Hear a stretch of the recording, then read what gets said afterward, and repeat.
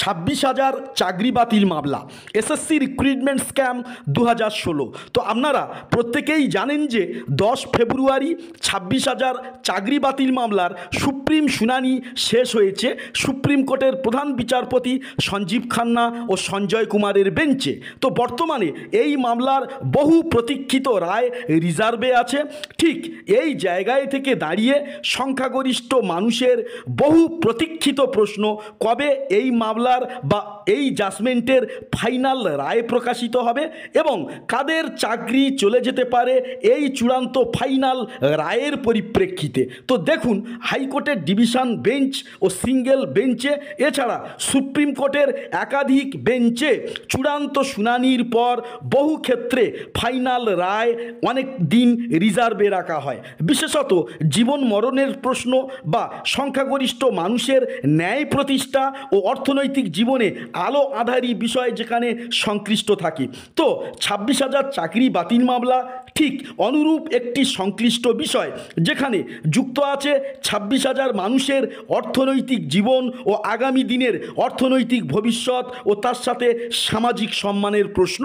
তো আপনারা প্রত্যেকেই জানেন হাইকোর্টের সিঙ্গেল বেঞ্চ ও ডিভিশন বেঞ্চে অলরেডি 26,000 চাকরি বাতিল মামলা খারিজ হয়ে যায়।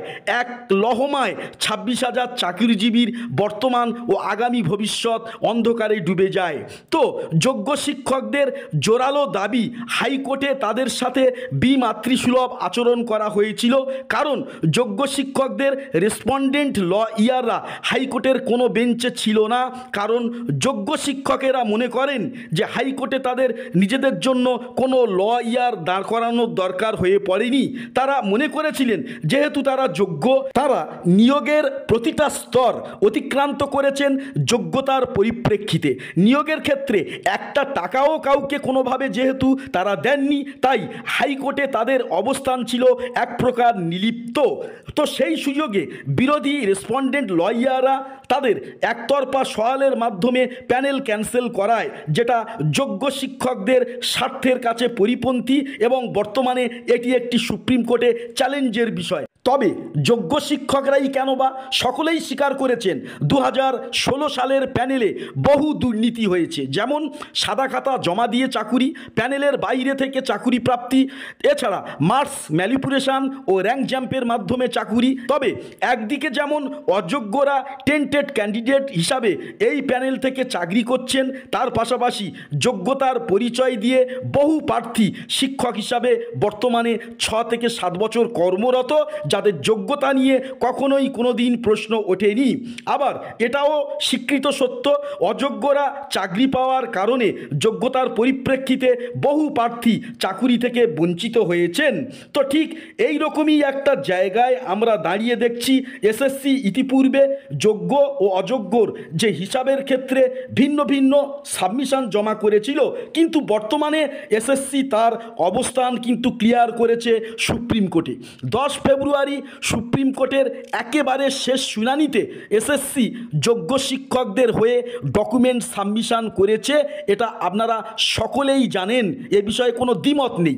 যেখানে যোগ্য অযোগ্যর হিসাবের পরিসংখ্যান কেন ইতিপূর্বে চেঞ্জ হয়েছিল তার যথার্থ কারণ বিশ্লেষণ করা হয়।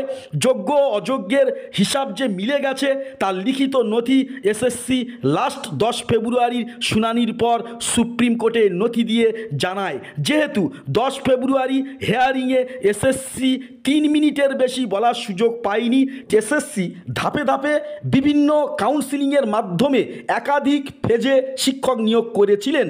তো ঠিক এই জায়গায় থেকে দাঁড়িয়ে বিরোধী রেসপন্ডেন্ট লয়াররা তারা সেকেন্ড ফেজে চাকরি বাদ দিয়ে পরবর্তী ধাপে যে শিক্ষক নিয়োগ করা হয়েছিল সেগুলোকে এক্সপায়ারি প্যানেল বলে চালানোর চেষ্টা করেছেন। তো সেক্ষেত্রে এই এসএসসি কিন্তু তার কারণ দর্শেছে এই ফাইনাল সাবমিশনে। তবে এই কেসের রায় প্রকৃত কি হবে কেউ কিন্তু স্বচ্ছভাবে বলতে পারবেন না। একদিকে যোগ্য শিক্ষকদের যদি চাকরি যায় তাহলে সিবিআইয়ের মতো তদন্তকারী সংস্থা তাদের রিপোর্ট কিন্তু হাস্যরসে পরিণত হবে। ভারতের সর্বোচ্চ তদন্তকারী সংস্থার প্রতি জনগণের আস্থা থাকবে না, সেটা সুপ্রিম কোর্ট বা ভারতের সর্বোচ্চ বিচারালয় চাইবেন না। আমরা যোগ্য শিক্ষকদের চাকরি থাকার ব্যাপারে আমরা প্রত্যেকেই কিন্তু আশাবাদী। তবে সুপ্রিম কোর্টের রায়ে অযোগ্যদের যে চাকরি যাবে বলে আমার যতটুকুনি মনে হয়। এবারে যোগ্যতার পরিপ্রেক্ষিতে যারা চাকরি পাননি তারা চাকরি পাওয়ার অপেক্ষা প্যানেল ক্যান্সেলের পক্ষে বেশি সওয়াল করেছেন। যদি যোগ্য শিক্ষকদের মতো তারাও ন্যায় চাকরির দাবি করতেন প্যানেল ক্যান্সেলের পরিবর্তে, তাহলে অযোগ্যরা চাকরি থেকে অপসারিত হলে সেই জায়গায় তারা কিন্তু নিয়োগ পেতে পারতেন। হয়তো বর্তমানে সেটা সম্ভব নয়। এবারে আপনাদের জানিয়ে রাখি যে কোনো শুনানির পর যখন রায় রিজার্ভে রাখা হয় সেক্ষেত্রে দেখা যায় শুনানির 3 থেকে 40 দিনের মধ্যে ফাইনাল রায় বা জাজমেন্ট প্রকাশিত হয়। যেহেতু 10 ফেব্রুয়ারি ফাইনাল শুনানি ছিল, সেক্ষেত্রে 10 মার্চ বা 20 মার্চের মধ্যে এই রায় ফাইনালি প্রকাশিত হয়ে যাবে। তো কারণ এই সময়ের মধ্যে 30 থেকে 40 দিন পূর্ণ হয়ে যাচ্ছে। তো অপরদিকে শিক্ষক ও বিভিন্ন মহল থেকে এরকম একটা আপডেট আসছে যে উচ্চ মাধ্যমিক পরীক্ষার পর এই চূড়ান্ত রায় প্রকাশ হবে। কারণ তার আগে এই রায় প্রকাশিত হলে উচ্চ মাধ্যমিক পরীক্ষা ব্যবস্থা বিপর্যস্ত হতে পারে। যদিও এর প্রেডিকশান কাকতালীয়ভাবে যদি মিলে যায় সেটা অন্য ব্যাপার, কিন্তু এর পিছনে বাস্তব কোনো লজিক নেই। কারণ এসএসসি বা মধ্যশিক্ষা পর্ষদ এরকম কোনো অনুরোধ সুপ্রিম কোর্টে করেনি। এসএসসির এই রায় সংক্রান্ত কোনো সুপ্রিম কোর্টের অফিসিয়াল আপডেট এলে সাথে সাথেই আপনাদেরকে জানিয়ে দেব। ফলে চ্যানেলে নতুন হলে অবশ্যই করে আমাদের এই চ্যানেলটি সাবস্ক্রাইব করে রাখবেন। নমস্কার।